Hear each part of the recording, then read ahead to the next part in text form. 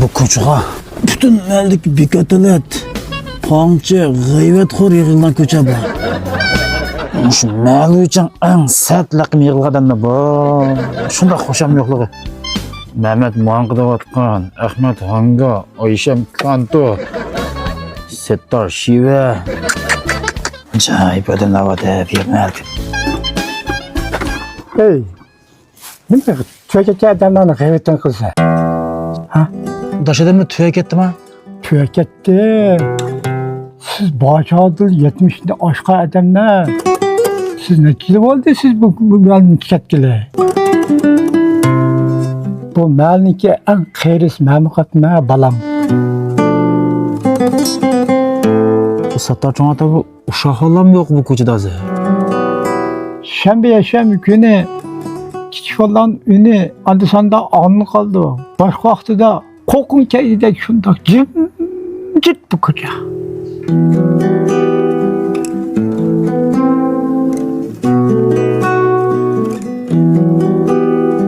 Yılıma bu koçada tikende yalğız malı kaldım böyle. Muşu avat koçada böyle öylek edem kaldı mı Azer? Bak,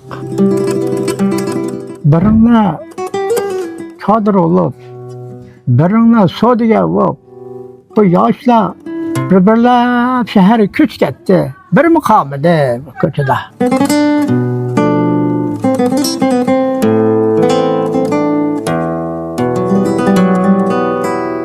Kızlarını ayverdikenmiz. Ulan ketidike birbirler.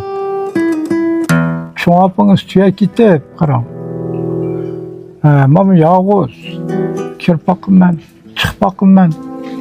İttizlik barpakım ben.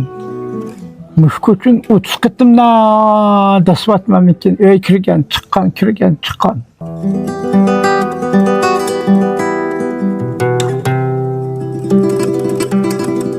Burun mu da töt küçük turgan bekaçla meni közüm şuna sat gördüm dağın. Kayırgan seri şulanma.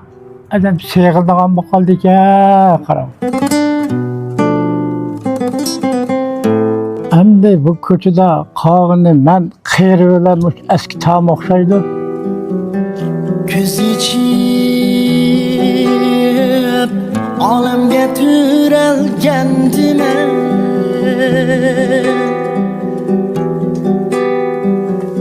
şu güzel hüsnünge baktım tar kuça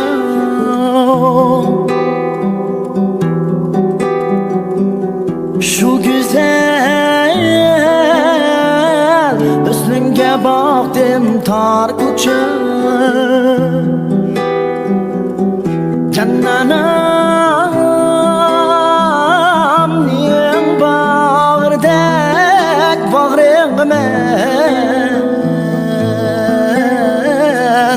Kanmedim ey bağrımni yaktım tar kuca